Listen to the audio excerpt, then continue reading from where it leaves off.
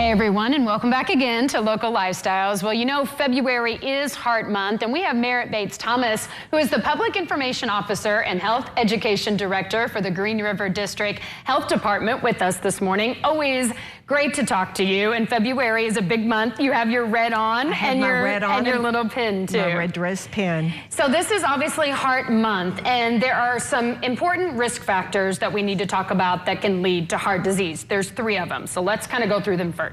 Right, and the key thing about these risk factors, heart disease impacts 120 million Americans. That's amazing. It's the #1 leading cause of death. So that's why we shine a spotlight on heart disease, all the types of chronic cardiac conditions. So first of all, we have high blood pressure. Okay.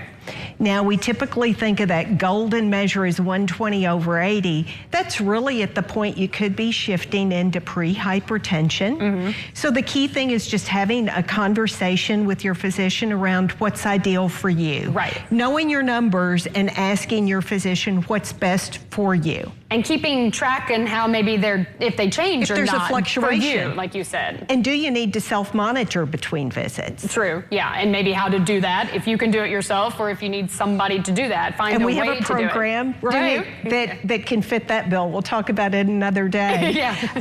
Elevated cholesterol as well. Yes. So total cholesterol, 200 or below, but within that cholesterol, you've got the good cholesterol, the HDL, you want it to be higher, the LDL, the bad cholesterol or low density to be lower.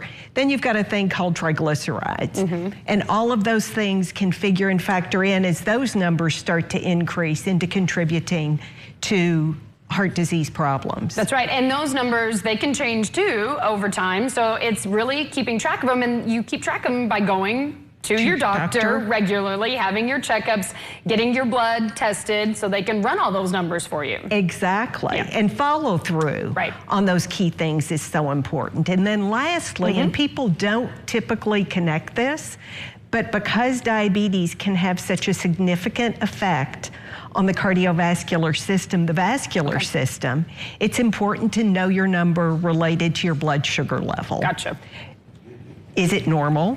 Is it in the pre-diabetes range where you could take action and begin to lower it and head off the diagnosis of diabetes, or do you have diabetes? And if you do have diabetes, managing that blood sugar to keep it as close to that optimal range as possible. Because like you said, it could eventually start causing you even more problems, and those could be heart related. So we've kind of talked about all of the risk factors, but now we need to talk about how we can lower those risks. Right, so the graphic we've shared, and it's available on our Facebook page, but it's 28 days of healthy habits. And I believe it's actually from last year, but it's such a good one. 28 days of healthy habits, try and hone in and maybe pick a couple that you can take and make your own.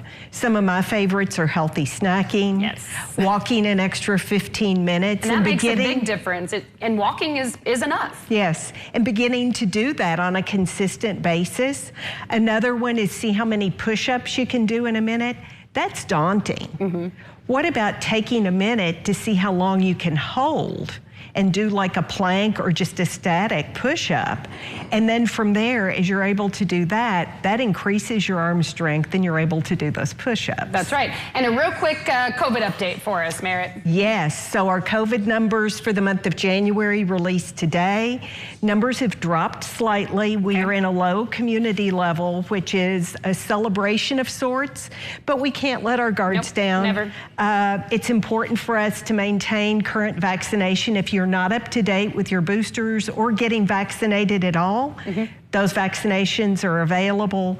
And then around flu, we are seeing those numbers significantly decrease in our Green River area. All right, well, so we're doing good, but we gotta keep going, right? Right. Thank you, Merritt, so much for joining us today. We always appreciate it. And we'll be back. We've got more right after this. Local Lifestyles.